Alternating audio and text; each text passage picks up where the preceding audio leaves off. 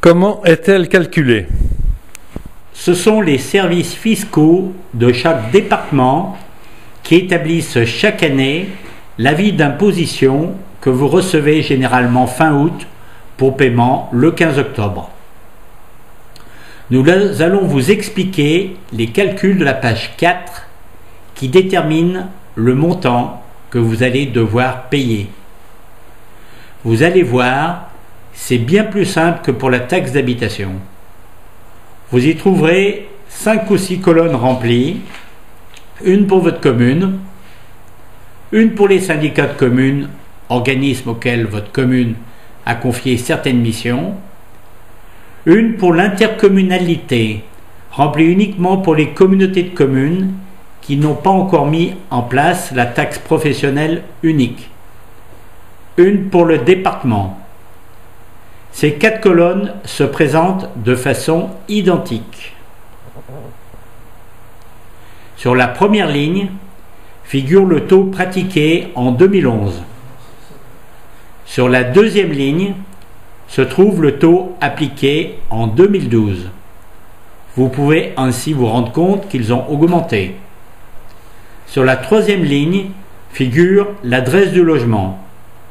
Sur la quatrième est mentionnée la moitié de la valeur locative brute de votre logement. Regardez la vidéo correspondante pour savoir comment elle est calculée.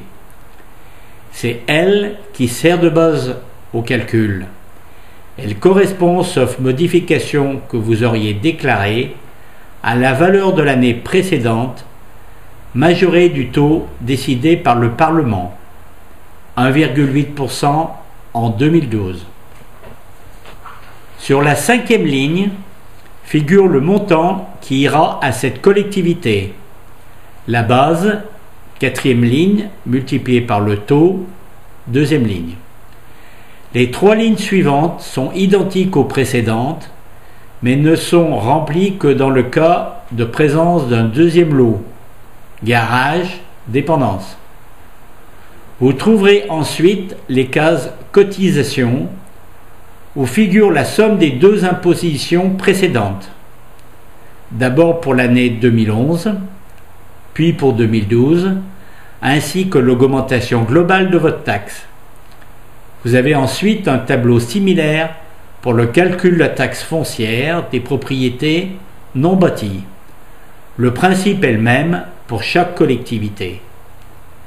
Dans l'avant-dernière colonne est calculée la taxe ordures ménagères. Sur la ligne adresse est indiqué le taux appliqué en 2012, puis la base, 50% de la valeur locative de votre logement et le montant à payer. Sur la dernière colonne à droite, sur la ligne cotisation, figure le montant total perçu par les différentes collectivités, ainsi que, en bas de colonne, les frais de gestion perçus par l'État, 3% sur les taxes foncières et 8% sur la taxe sur les ordures ménagères. Les éventuels dégrèvements pour personnes âgées et pour les jeunes agriculteurs, taxe foncière sur les propriétés non bâties.